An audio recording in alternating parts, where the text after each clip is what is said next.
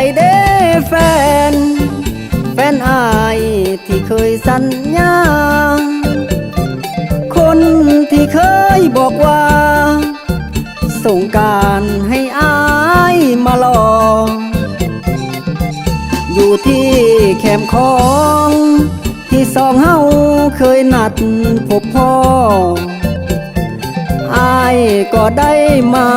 รอเจ้าละเด้แก้วตาขึ้นรถออกบ้านใจสั่นสิได้พ่อสาวเจ้าบอกว่าใส่เสื้อขาววาดภาพเอาคือสิป่านนางฟ้า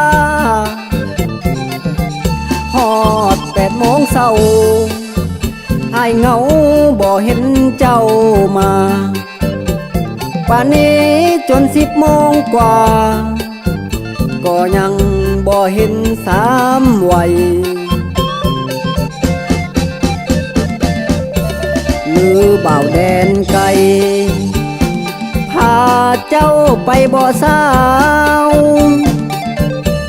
จริงลืมผู้บ่าวคนที่เคยสัญญาใจ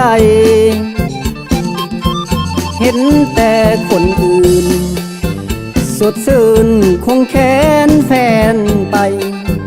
เที่ยวงานสงกรานต์ปีใหม่อายเศร้าใจบ่เห็นเจ้ามาฮอด5 โมงแลงควันแพงบ่เห็นฮอดเงาสาเหตุใดเด้ผู้สาวเจ้าจริงลืมคำสัญญาน้ำตาอายย้อยเฝ้าคอยแนมทางเจ้ามาได้แต่กังกบแนมหาคอยเจ้ามาลินบุญสงกรานต์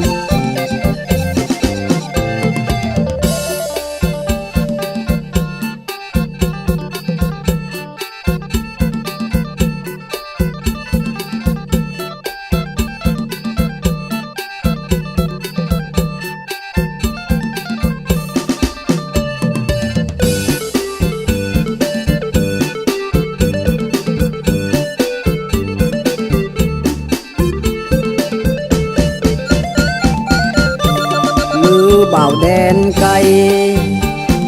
พาเจ้าไปบ่สาวจริงลืมผู้บ่าวคนที่เคยสัญญาใจเห็นแต่คนอื่น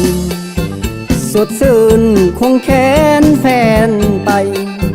เที่ยวงานสงกรานต์ปีใหม่อายเศร้าใจบ่เห็นเจ้ามาฮอด5 โมงแลงควันแพงบ่เห็นฮอดเงาสาเหตุใดเด้ผู้สาวเจ้าจริงลืมคำสัญญาน้ำตาอายย้อยเฝ้าคอยแนมทางเจ้ามาได้แต่กังกบแนมหาคอยเจ้ามา